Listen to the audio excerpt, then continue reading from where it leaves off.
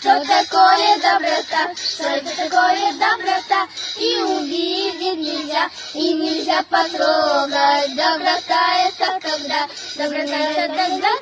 все друг другу друзья, и летать все могут.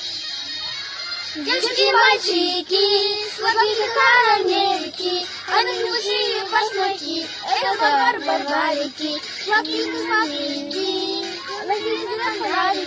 они большие башмаки, это барбарики. Что такое лагерь? Лагерь – это жара, лагерь – это отряд, лагерь – это когда тебе каждый здесь рад. Лагерь – это когда ты не хочешь назад, в лагере каждый день праздничный парад.